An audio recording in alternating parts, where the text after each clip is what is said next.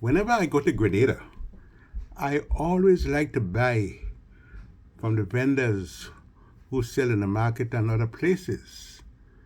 I like to support them. And over the years, I've developed a very good friendship with them. They sell real good stuff. You get coconut oil, you get breadfruit, you get everything. So what's up? My favorite. When I start to eat soursop, boy, I don't want to stop at all. And something about the coconut oil, it can last a long, long time. My mother had sent me some coconut oil in 1985, and you know what? It lasted quite a while. Coconut oil. You ever had coconut oil with saltfish? If you'd never had that, you'll see like a Bajan. Well, you never eat yet. Well, let me get to my story for the day. Some people are very populous. We were always told that we must think before we uttered words. It was not always easy to do so, and it called for much restraint, especially when we were provoked.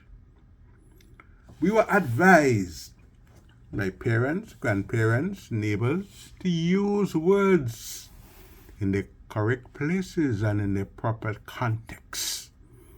In other words, we had to use our heads before we used our words. A favorite saying was, study your head. There were people, however, who said anything that popped up in their heads. Man, they just said anything. They spoke without giving thought to what they were saying. The Calypsonian, the mighty Sparrow, the great Calypsonian, I must add, in a song titled The Christmas Moppers, when he sang about friends of his who had a serious problem with the usage of words. And the song began with the words, half the trouble in the world today comes from people who do not know what to say. They like to use words that are big and long, and they do not know when they're using it wrong. The song drew our attention to a Christmas gathering at Sparrow's house, where his friends ate and they drank all the goodies that he had prepared for the festive occasion. They had a jolly good time before they left the house. But before they left, they wanted to make a toast to the generous host. It was then that the confusion started, for they began using words that were out of place and clearly inappropriate. One man wished Sparrow disaster and strife eternally, and hoped that his cup of sorrow never run dry. They told him that his obnoxious company made them feel glad. Sparrow was so annoyed by the unwelcome compliments that he ended up chasing him out of his house. Now I clearly recall the occasion. A certain fellow called Jonah was talking to his wife, and he was using words that were clearly out of place. The wrong words. He was a true Mr. Malapropism. His wife told him that he was not using the words correctly and advised him to think before he spoke. Well, his reply had me rolling with laughter. He said, look, woman, I'm a born Grenadian, eh? When I drink my blasted rum, I say any damn thing. Now, weddings and other social gatherings present the perfect settings for those who speak without thinking. There are people who love a forum, and when given the opportunity to pontificate, they take to the stage and confuse everybody, everyone, and even themselves. They confuse everybody with their pronouncements. They're good at making up words too.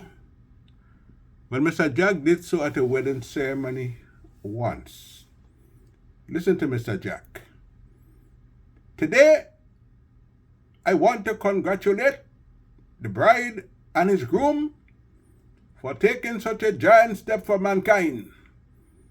Weddings are extremely extravagant these days, and we must encourage our young people to be chained by the sacred knots of matrimony and sanctimony in all the overwhelming compartments and departments. I did not prepare a speech, for I am not robust at speechifying, but suffice it to say, I am happy to say these words of heavenly wisdom to wish the couple a pleasant ride on the everlasting sea of matrimonial billows, pillows, gallows, and fellows. And when they pass away, bury them, do not criminate them. Thank you, ladies, thank you, gentlemen, and may God bless the grooms in full bloom. Mr. Cook, a tailor, well, he loved to use big words, and when he used those words, he often used them wrong, dead wrong. Some people are so populous. Populous, his wife asked. Mr. Cook, sensing that he used the word wrong, tried to make light of it when he said, well, populous is close to popular. I did not make up the word. I'm not the damn word father. Anthony Wendell, the Riggs. By the way, be careful, be very careful when you make your last will and testicles. Testimony. Anthony Wendell, the Riggs.